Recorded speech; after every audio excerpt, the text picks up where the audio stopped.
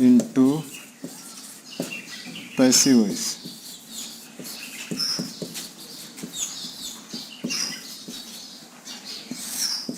देखिए active voice में क्या होता है, जिसको हिंदी में बोलते हैं कृतवाच्य, काम करने वाला कर्ता होता है। और पैसिव वॉइस है, उसमें बोलते हैं कर्मवाच्य, उसमें कार्य करने वाला कर्ता नहीं होता, डूअर ऑफ द एक्शन कोई दूसरा व्यक्ति होता है जो ऑब्जेक्ट होता है। जैसे आपको उदाहरण के तौर पे बताएं कि वह खाना पका रहा है, इसमें डूअर ऑफ द एक्शन यानी काम करने वाला कौन है, वह है। तो ये वाक्य एक्टिव वॉइस का हो गया। और जहाँ पे कर्ता काम नहीं करता, काम करने वाला कोई अन्य व्यक्ति होता है, वो पैसिव वॉइस का होता है। जैसे खाना उसके द्वारा पकाया जा रहा है, इस वाक्य का कर्ता कौन है, खाना, लेकिन काम कौन कर रहा है, वह है। तो खाना उसके द्वारा पकाया जा रहा है, ये पैसिव वॉइस का है। अब एक्टिव पैसिव के रूल्स लिखते हैं अपन, वो आपको जानने बहुत ज़रूरी है। नियम, पहला नियम है हमेशा वर्ब की थर्ड फॉर्म यूज होती है। पैसिव वॉइस में किसी भी वाक्य को जब अपन ट्रांसलेट करते हैं तो हमेशा थर्ड फॉर्म लगती है वर्ब की। दूसरा नियम इसमें है सब्जेक्ट को ऑब्जेक्ट के स्थान पर, सब्जेक्ट को ऑब्जेक्ट के स्थान पर तथा ऑब्जेक्ट को सब्जेक्ट के स्थान पर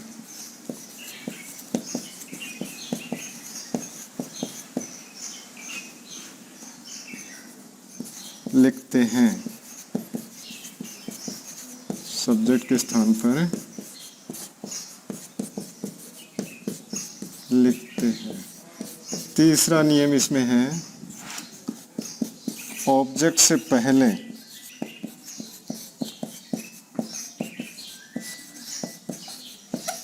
प्राय बाई प्रीपोजिशन लगती है।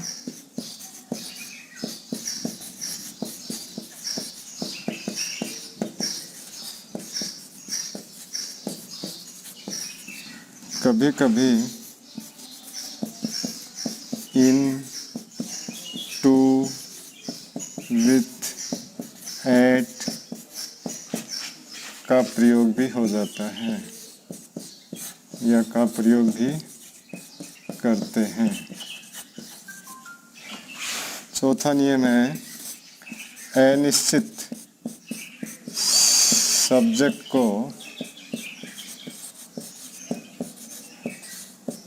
ऑब्जेक्ट के स्थान पर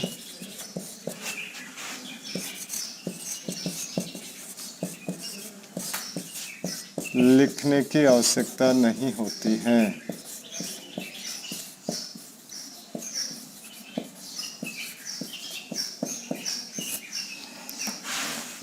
नहीं होती है। जैसे they, we, someone, no one, nobody, people, ये सारे के सारे अनसर्टेन सब्जेक्ट्स होते हैं, इसलिए इनको ऑब्जेक्ट के स्थान पर मेंशन करने की आवश्यकता नहीं होती है। 5 नंबर पे अपन लाते हैं टेंस परिवर्तन।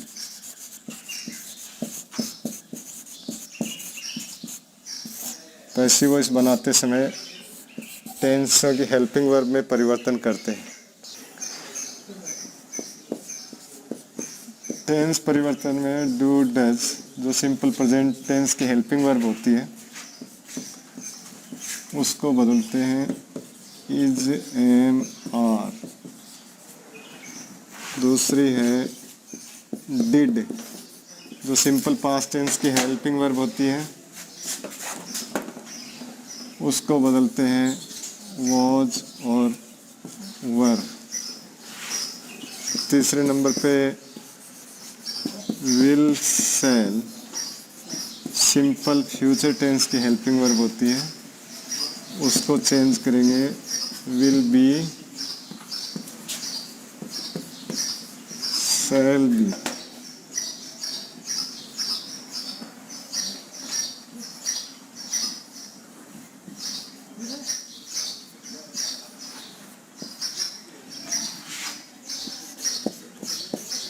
उसके बाद इज एम आर पहले से जो प्रेजेंट कंटिन्यूस टेंस की हेल्पिंग वर्ब होती है उसको चेंज करते समय is am are plus being. अगला टेंस है वॉज और वर, जो पास्ट कंटिन्यूस टेंस की हेल्पिंग वर्ब होती है उसको बदलेंगे तब वॉज और वर प्लस बीइंग लगाते हैं। फ्यूचर कंटिन्यूस टेंस की पैसिव वॉइस नहीं बनती है। फिर आते हैं प्रेजेंट परफेक्ट, जिसकी हेल्पिंग वर्ब होती है हैज और हैव, और उसकी पैसिव वॉइस बनाते समय हैज हैव प्लस बीन लगाते हैं। उसके बाद आते हैं पास्ट परफेक्ट, जिसकी हेल्पिंग वर्ब होती है हैड। हैड के साथ भी हैड प्लस बीन लगाते हैं। और फिर अगला है फ्यूचर परफेक्ट, जिसकी हेल्पिंग वर्ब होती है शैल हैव विल हैव, और उसकी पैसिव वॉइस बनाते समय shall have will have plus been लगाते हैं BEEN। इस तरह से 8 तो टेंस हो गए जिनकी पैसिव वॉइस बनती है। फिर आ गए मॉडल्स पे। मॉडल्स की भी पैसिव वॉइस होती है। मॉडल्स में चाहे कोई सा भी मॉडल क्यों ना हो, जैसे कैन है, कुड है, मे है, माइट है, शैल विल है, शुड वुड है, मस्ट है,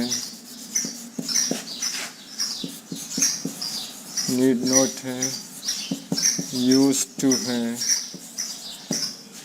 इन सब के साथ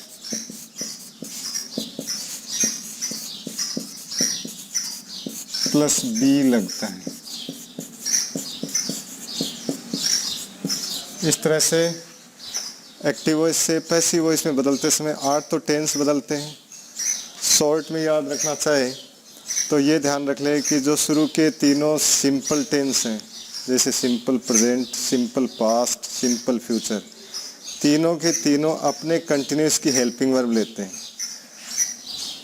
तीनों में अपना ही जो कंटिन्यूस है, सिंपल प्रेजेंट है वो प्रेजेंट कंटिन्यूस के लेगा, सिंपल पास्ट है वो पास्ट कंटिन्यूस के लेगा, सिंपल फ्यूचर है वो फ्यूचर कंटिन्यूस। फिर 2 कंटिन्यूस की पैसिव वॉइस होती है। दोनों कंटिन्यूस की जो हेल्पिंग वर्ब है उसके साथ प्लस बीइंग लगा देते हैं।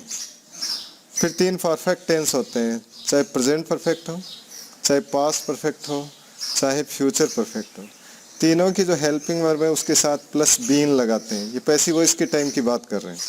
और मॉडल कोई सा भी क्यों ना हो, सभी मॉडल्स के साथ प्लस बी लगता है जब उनकी पैसिव वॉइस बनाते हैं। ये तो 5 जनरल रूल्स हैं जो आपको ध्यान रखने पड़ेंगे पैसिव वॉइस बनाते समय। अगर ये नियम ध्यान नहीं है तो आप पैसिव वॉइस नहीं बना सकते।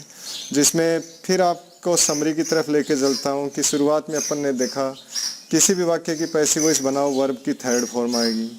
दूसरा आपको बताया था कि सब्जेक्ट को ऑब्जेक्ट के स्थान पर तथा ऑब्जेक्ट को सब्जेक्ट के स्थान पर रिप्लेस करते हैं यानी लिखते हैं। तीसरा आपको ये बताया था कि प्रीपोजिशन यूज करते हैं ऑब्जेक्ट से पहले, और ज़्यादातर बाई लगते हैं, लेकिन कुछ पर्टिकुलर वर्ड्स होते हैं, कुछ विशेष शब्द होते हैं जिनके साथ इन है, एट है, विद है, टू है, इनका प्रयोग भी हो जाता है, लेकिन उससे कोई ख़ास फ़र्क नहीं पड़ेगा आपकी कंपटीशन में।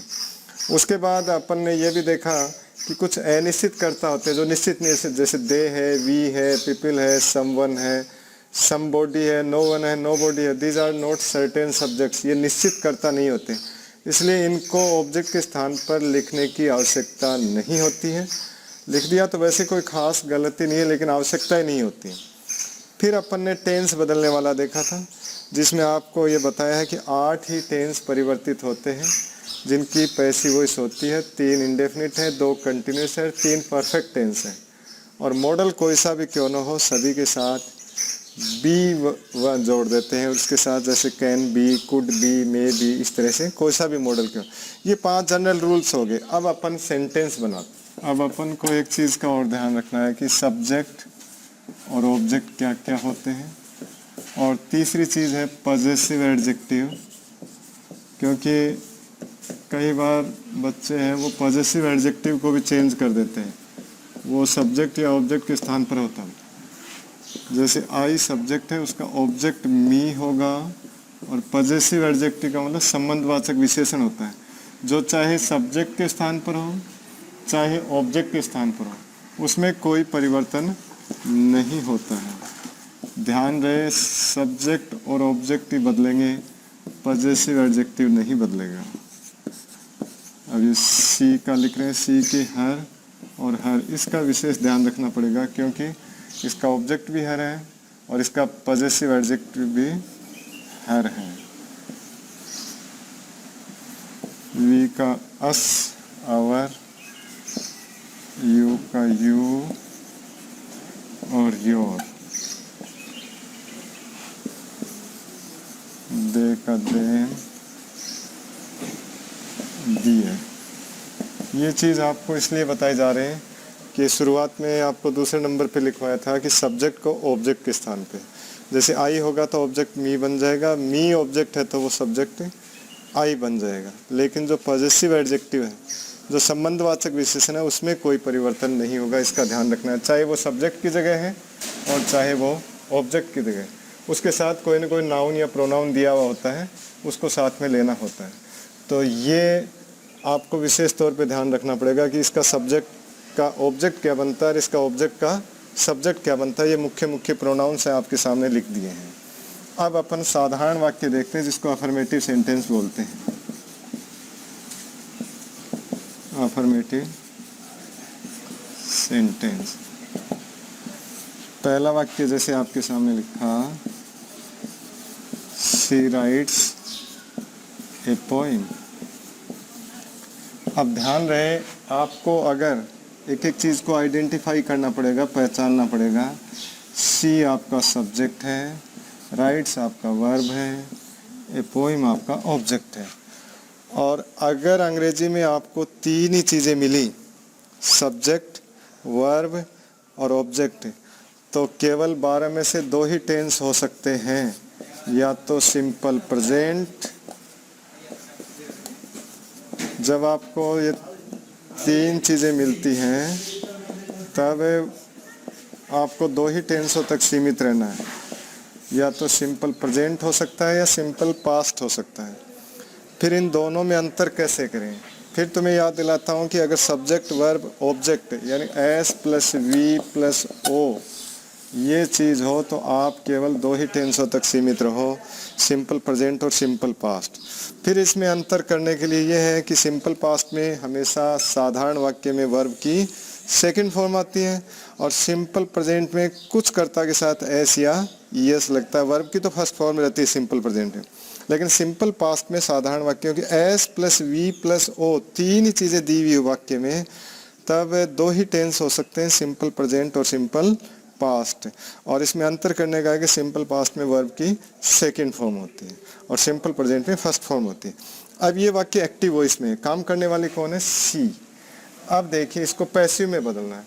आपको ये बताया था कि सब्जेक्ट को कहाँ लेके जाते हैं? ऑब्जेक्ट की तरफ, और ऑब्जेक्ट को कहाँ लेके आते हैं? सब्जेक्ट की तरफ। तो सबसे पहला परिवर्तन अपन कर रहे हैं कि ऑब्जेक्ट को शुरू में ला रहे हैं। ऑब्जेक्ट है आपका ए पोएम, ये लिख लिया अपन ने। टेंस की पहचान अपन ने की कि एस या एस 12 में से एक ही टेंस की वर्ब के साथ आता है, वह सिंपल प्रेजेंट। अब सिंपल प्रेजेंट का मतलब डू डज वाला टेंस है, जिसकी हेल्पिंग वर्ब डू डज होती है, तो उसको पैसिव वॉइस में लेके जाते हैं। तो आपको ऊपर टेंस परिवर्तन के समय लिखाया था कि डू डज किस में बदलता है? इज, एम, आर में। तो ए पोएम इज। वर्ब की हमेशा पैसिव वॉइस के टाइम कौन सी फॉर्म लगती है? Third form. तो वर्ब आपकी राइट्स थी, इसकी थर्ड फॉर्म होती है रिटन। ये बताया था ऑब्जेक्ट से पहले ज़्यादातर बाई प्रीपोजिशन लगती है, तो बाई लगा दिया। और सी का ऑब्जेक्ट, ये सी सब्जेक्ट था, ऑब्जेक्ट की तरफ गया तो क्या बन गया? हर, तो बाई हर। ये अपन ने एक सेंटेंस देखा, a poem is written by her. यहाँ पर अपन फिर देख रहे हैं कि टेंस की पहचान करने के लिए आपको इजी तरीका बता दिया कि तीन ही चीज़ें हैं, तो आप दो ही टेंसों तक सीमित रहो, और उसमें भी दो में अंतर करने के लिए सेकंड फॉर्म है तो सिंपल पास्ट और फर्स्ट फॉर्म है तो सिंपल प्रेजेंट। अब दूसरा वाक्य लिखते हैं,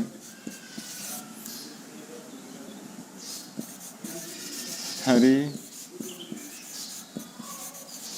पुट आउट द लाइट्स।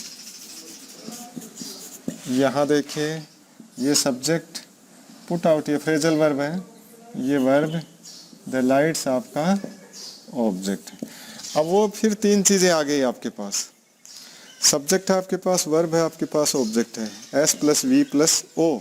तो वही दो टेंसों तक सीमित रहो आप, या तो सिंपल प्रेजेंट या सिंपल पास्ट। अब देखिए इसमें आपको ये ध्यान होना चाहिए, टेंसों का थोड़ा बहुत ध्यान नहीं होगा तो कंफ्यूज हो जाओगे कि पुट की तीनों फॉर्म पुट्टी होती हैं, तो ये कौन सा टेंस है। फिर सेकंड भी वही होती है, थर्ड भी वही होती है। अब यहाँ पर इसका अंतर करने के लिए अपन ये देखते हैं कि हरी थर्ड पर्सन करता है, इसके अंदर इसके साथ वर्ब, हरी के साथ वर्ब में एस या एस लेता सिंपल प्रेजेंट तो साधारण वाक्य, क्योंकि सिंपल प्रेजेंट में आई वी यू और बहुवचन को छोड़ के, या यूँ ध्यान रखो कि आई को छोड़ के जो भी एक वचन करता होगा, आई को छोड़ करके, और वाक्य साधारण होगा, तब क्रिया के साथ एस या ईएस लगता है। यहाँ पर हरी है, इसके साथ अगर सिंपल प्रेजेंट टेंस होता तो पुट्स आउट होता, और यहाँ पर एस नहीं है, इसका मतलब ये वर्ब की कौन सी फॉर्म है, सेकंड फॉर्म है। सेकंड फॉर्म है तो ये कौन सा टेंस हो गया, सिंपल पास्ट हो गया। अब इसको पैसिव में लेके जाते हैं, तो वही शुरू में अपन किसको लेके आएंगे, द लाइट्स, ऑब्जेक्ट को लिख लिया अपन ने, टेंस अपन ने पहचान लिया, ये सिंपल पास्ट है जो कि डिड वाला है, और डिड किस में बदलता है, वॉज और वर में बदलता है। द लाइट्स वर, पुट की तीनों फॉर्म यही होती है, पुट आउट बाय, हरी भी लिख सकते हो क्योंकि नाम है, नाम में कोई चेंज नहीं होता, बाय हरी, या हिम भी लिख सकते हो, उससे कोई फर्क नहीं पड़ेगा। तो इस तरह से ये अपन ने अमूमन एसटीसी में इस तरह का ही वाक्य आता है, क्योंकि हेल्पिंग वर्ब वाला वाक्य वो तो आइडेंटिफाई हो जाता है, उसकी तो पहचान हो जाती है कि किस टेंस का ये वाक्य है। लेकिन जिसमें हेल्पिंग वर्ब नहीं दी है वहाँ पर उसकी पहचान करना मुश्किल होता है।